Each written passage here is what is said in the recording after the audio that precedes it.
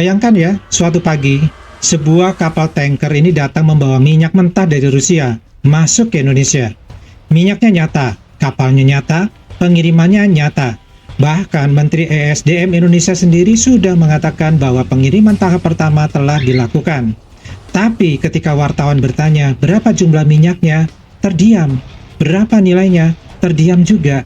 Siapa perusahaannya membeli? Terdiam juga. Kapan tepatnya datang? Lagi-lagi terdiam. Dan yang lebih menarik lagi, ketika Duta Besar Rusia untuk Indonesia ditanya soal minyak tersebut, jawabannya kurang lebih begini. Ya, benar, minyak Rusia sudah datang. Tapi, jangan tanya berapa volumenya, jangan tanya berapa nilainya, jangan tanya perusahaannya mana, karena ini semua adalah urusan komersial dan rahasia. Rahasia. Nah, kalau kita cuma dengar sampai di sini, kesannya ini seperti Indonesia sedang menerima paket rahasia dari Rusia. Padahal ini bukan paket skincare, ini minyak mentah, jumlahnya bisa ratusan ribu barrel, dan pengirimannya menggunakan kapal tanker.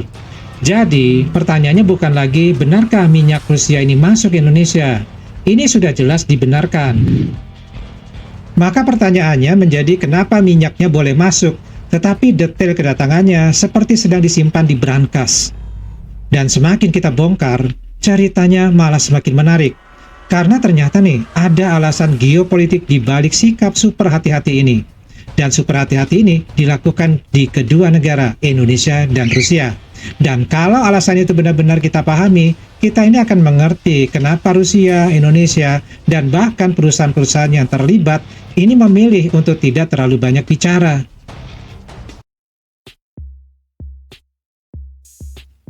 Indonesia ini memang sudah menerima minyak mentah dari Rusia. Jadi pada bulan Juli 2026, Menteri ESDM Bahlil Lahadalia ini mengatakan tahap pertama impor minyak Rusia sudah dilaksanakan melalui Lemigas. Bahkan pemerintah menyatakan rencana besarnya bisa mencapai 150 juta barrel. Jadi ini bukan lagi wacana ya, bukan lagi Indonesia tertarik membeli minyak Rusia, bukan lagi Indonesia ini sedang mempertimbangkan, tapi minyaknya ini sudah masuk, sudah datang ke Indonesia, dan ada laporan yang lebih spesifik. Data dari Bea Cukai yang dikompilasi oleh Big Trade Data ini menunjukkan sekitar 770.000 barrel minyak Rusia telah tiba di Pelabuhan Balikpapan pada 29 Juni 2026. Nilainya dilaporkan sekitar 75 juta US dollar. Minyak tersebut tercatat berasal dari terminal Kotsmino di Rusia dan diangkut menggunakan tanker bernama Sierra. Jadi, kalau ada yang bilang minyak Rusia itu cuma isu, ya sorry aja ya, kapalnya sudah jalan, minyaknya sudah tiba, dan datanya sudah muncul. Tapi disinilah bagian yang membuat orang ini bertanya-tanya lebih dalam lagi. Kenapa nih pemerintah tidak mau membuka detail volumenya? Kenapa perusahaan-perusahaan yang terlibat ini tidak diumumkan? Kenapa Dubes Rusia sendiri ini tidak mau menyebutkan angkanya? Jadi, pada 26 Agustus 2026, Dubes Rusia ini yang untuk Indonesia ya, yang bernama Sergei Tolkenov ini kembali menginformasikan bahwa pengiriman pertama memang telah tiba. Tapi ketika ditanya soal volume dan nilai transaksinya, dia memilih tidak menjawab. Alasannya, kontrak komersial bersifat rahasia.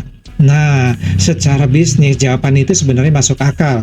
Perusahaan memang tidak selalu wajib ya untuk membuka isi kontraknya kepada publik. Harga pembelian, volume, mekanisme pembayaran itu termasuk perusahaan pemasoknya.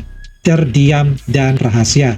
Semuanya bisa menjadi informasi komersil, tetapi dalam kejadian kali ini dirahasiakan.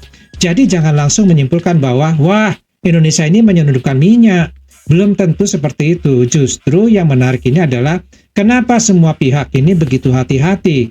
Dan jawabannya ini mulai terlihat ketika kita masuk ke bagian kedua nih.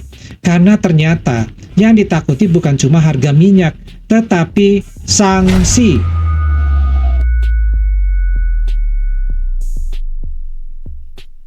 Sekarang kita masuk ke bagian yang membuat cerita ini berubah dari perdagangan biasa menjadi permainan geopolitik. Sejak perang Rusia dengan Ukraina, perdagangan minyak Rusia ini berada di bawah pengawasan ketat negara-negara barat.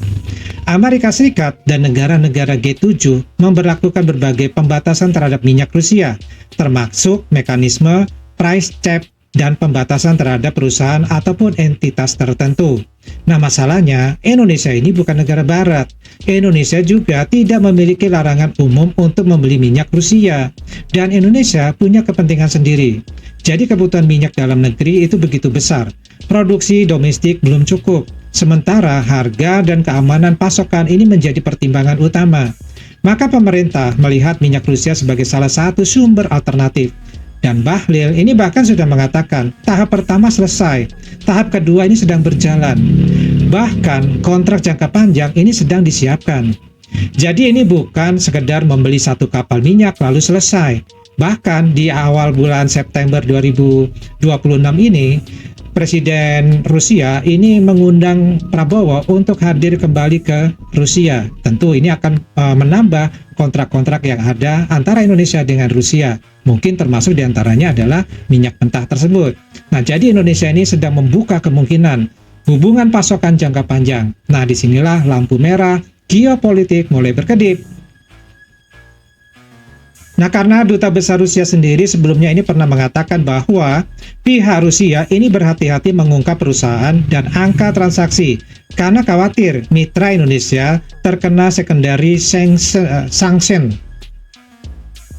Dengan kata lain, bukan cuma Rusia yang diawasi, tetapi Indonesia juga sebagai pembeli ini diawasi. Makanya di sini yang bermain itu adalah perdagangan antara perusahaan dengan perusahaan, artinya perusahaan Indonesia dengan perusahaan yang ada di Rusia. Karena apa? Karena sanksinya nanti levelnya adalah level perusahaan, bukan sanksi untuk level negara. Ini yang perlu dijaga. Ini seperti deterjen berteman dengan seseorang yang sedang dimusuhi satu kelompok besar.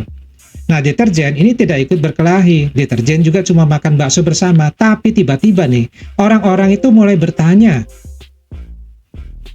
kamu temannya dia? Nah, kurang lebih begitulah situasinya. Rusia ini punya minyak. Indonesia membutuhkan minyak. Keduanya punya kepentingan ekonomi. Tetapi di belakangnya, ini ada negara-negara besar yang sedang memperhatikan. Maka ini tidak mengherankan ya kalau perusahaan-perusahaan yang terlibat memilih bermain lebih hati-hati. Karena kalau terlalu banyak nama diumumkan, bank ini bisa bertanya. Perusahaan asuransi bisa bertanya. Perusahaan pelayaran bisa bertanya. Mitra bisnis bisa bertanya. Dan yang paling bikin deg-degan, otoritas negara-negara lain ini juga bisa ikut bertanya. Makanya jangan heran ya kalau Dubes Rusia ini bilang minyaknya datang, tapi jangan tanya terlalu banyak. Bukan karena minyaknya ini goib ya, tapi karena setiap nama yang muncul bisa membawa konsekuensi geopolitik yang besar.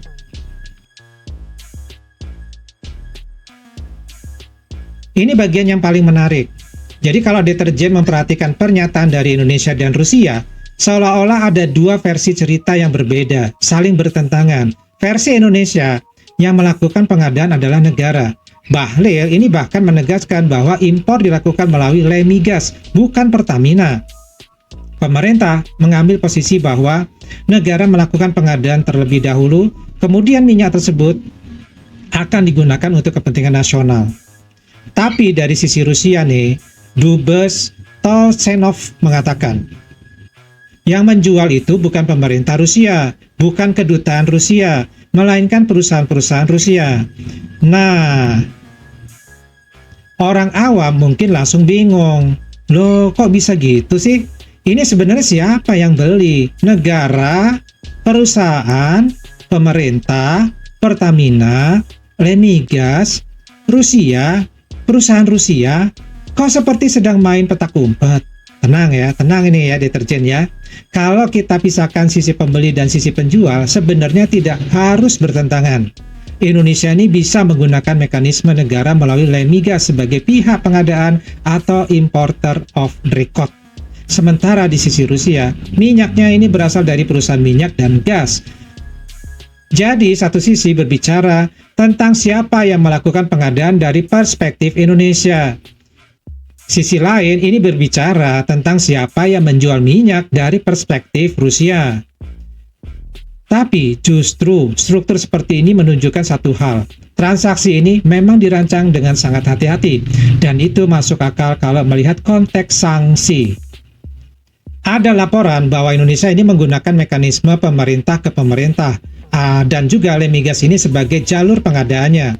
Bahlil sendiri sudah mengatakan bahwa Pertamina ini bukan pihak yang melakukan impor langsung. Kenapa hal ini dilakukan? Karena Pertamina itu adalah perusahaan besar yang punya hubungan bisnis, pembiayaan, perbankan, asuransi, dan jaringan internasional. Kalau perusahaan sebesar itu berhadapan langsung dengan entitas yang masih masuk dalam daftar sanksi, resikonya tentu berbeda. Maka negara mengambil peran. Ini bukan berarti Indonesia ini sedang melakukan sesuatu yang ilegal ya. Justru pemerintah ini berkali-kali menegaskan bahwa impor itu harus mengikuti aturan. Tetapi hati-hati bukan berarti tanpa resiko. Dan Rusia sendiri terang-terangan kan mengakui adanya perhatian ketat dari negara-negara barat. Dubes Tersenov sendiri mengatakan aktivitas bilateral Rusia dengan Indonesia ini mendapat pemantauan ketat dan menyebut adanya upaya penerapan secondary sanction. Nah, terhadap perusahaan-perusahaan Indonesia yang bekerja sama dengan Rusia. Jadi, sekarang kan kita tahu nih, kenapa suasananya seperti film mata-mata. Bukan karena ada agen rahasia menyelundupkan drum minyak di tengah malam, tapi karena minyak Rusia ini sekarang punya nilai geopolitik yang jauh lebih besar daripada sekedar cairan hitam yang keluar dari kapal tanker. Ini bagian yang paling penting nih. Apakah Indonesia sedang diam-diam menjadi sekutu Rusia? Belum tentu, belum ada jawabannya, belum ada pernyataannya. Apakah Indonesia ini sedang melawan Barat? Juga belum tentu. Apakah Indonesia takut membeli minyak Rusia? Kalau takut, mungkin minyak tahap pertama tidak akan pernah masuk ke Indonesia. Sebenarnya, yang sedang dilakukan Indonesia ini adalah jauh lebih sederhana ya, mencari sumber energi. Dan Indonesia ini punya kepentingan yang sangat nyata. Kita jelas-jelas membutuhkan minyak. Kebutuhan energi tidak bisa menunggu geopolitik ini selesai. Tidak akan jelas dan tidak akan selesai-selesai. Satu selesai muncul lagi yang lain. Nah, jadi tidak bisa kita bilang kepada masyarakat, maaf BBM kosong, karena kita ini sedang menunggu perang Rusia-Ukraina selesai. Nggak mungkin kan bilang seperti itu untuk menyatakan stok BBM kita sendiri. Tidak bisa begitu kan, negara ini harus mencari pasokan. Dan Rusia kebetulan mempunyai minyak, Indonesia kebetulan membutuhkan minyak. Maka ketemulah kedua pemikiran ini. Nah, sementara itu Rusia juga ini membutuhkan pasar. Jadi setelah kehilangan atau menghadapi pembatasan di pasar-pasar barat, Rusia ini semakin mengarahkan perdagangan energinya ke Asia. Cina, India ini sudah menjadi pembeli besar minyak Rusia. Dan sekarang Indonesia ini mulai masuk ke dalam cerita tersebut. Bahkan Kepler ini sebelumnya mencatat ya bahwa basis pembelian minyak Rusia di Asia ini semakin melebar. Dengan Indonesia termasuk pendatang baru dalam arus perdagangan tersebut. Jadi kalau dilihat dari perspektif Rusia, Indonesia ini adalah pasar yang besar. Kalau dilihat dari perspektif Indonesia, Rusia ini adalah sumber pasokan alternatif. Nah, kalau dilihat dari perspektif Barat, ini adalah perdagangan dengan negara yang masih berada di bawah rezim sanksi. 3 perspektif, 3 kepentingan, 1 kapal tanker dan minyaknya masuk ke Indonesia. Makanya sekarang kita ini bisa memahami kenapa angka-angka transaksi tidak diumbar. Karena semakin besar skala kerjasama, semakin besar pula perhatian internasional. Apalagi nih, pemerintah Indonesia sendiri sudah membuka kemungkinan kontrak jangka panjang. Dan kalau rencana besar 150 juta barrel itu benar-benar terrealisasi, ini bukan lagi cerita satu kapal tanker ya. Ini bisa menjadi perubahan pola pasokan minyak Indonesia. Dan itu jauh lebih penting. Karena Indonesia ini tidak sedang membeli minyak Rusia hanya untuk mengatakan, "Hey, kami bisa membeli minyak Rusia." Indonesia ini sedang mengatakan sesuatu yang jauh lebih strategis. Kami ingin punya lebih banyak pilihan. Dan dalam politik energi, punya pilihan itu sangat berharga.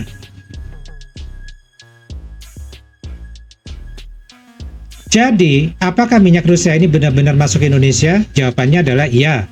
Apakah pengiriman pertama ini benar-benar terjadi? Jawabannya iya. Apakah ada laporan sekitar 770.000 barrel telah tiba di Balikpapan? Jawabannya adalah iya, ada. Apakah Indonesia berencana membeli lebih banyak lagi? Iya, pemerintah bahkan membicarakan tahap kedua dan kontrak jangka panjang. Lalu, kenapa detailnya seperti rahasia negara? Ya benar, karena bagian yang sensitif bukan sekedar minyaknya, tetapi siapa yang menjual, siapa yang membeli, berapa harganya, bagaimana pembayarannya, perusahaan mana yang terlibat, dan bagaimana semua itu dilakukan tanpa membuat mitra bisnis Indonesia terseret risiko sanksi. Jadi sebenarnya bukan minyak Rusia yang datangnya diam-diam. Informasinya yang dibuat tidak terlalu berisik. Dan mungkin justru itu adalah strategi yang paling masuk akal. Karena dalam dunia geopolitik kadang-kadang yang paling berbahaya itu bukan melakukan transaksi, tapi terlalu banyak bicara tentang transaksi tersebut. Rusia ingin menjual, Indonesia ingin membeli, Barat ini ingin mengawasi. Dan semua orang ini pasti tahu sekarang ya bahwa pura-pura tidak melihat kapal tanker yang baru saja masuk pelabuhan. Padahal kapalnya besar, tangkinya penuh, dan minyaknya sudah ada di Indonesia. Jadi, kalau suatu hari nanti kita melihat Indonesia semakin banyak membeli minyak dari Rusia, jangan kaget. Karena ceritanya sebenarnya sudah dimulai. Bukan hari ini, bukan kemarin, tapi sejak kapal pertama itu tiba. Dan sejak Indonesia memutuskan bahwa dalam urusan energi, pilihan tidak boleh hanya satu. Dan mungkin itulah misteri sebenarnya. Bukan bagaimana minyak Rusia bisa masuk ke Indonesia. Ya karena jawabannya kan sudah jelas tadi ya. Tetapi pertanyaannya adalah seberapa jauh nih Indonesia akan berani melangkah dengan minyak Rusia ini? Nah, jawaban pertanyaan itu adalah baru akan terlihat dari kapal-kapal berikutnya.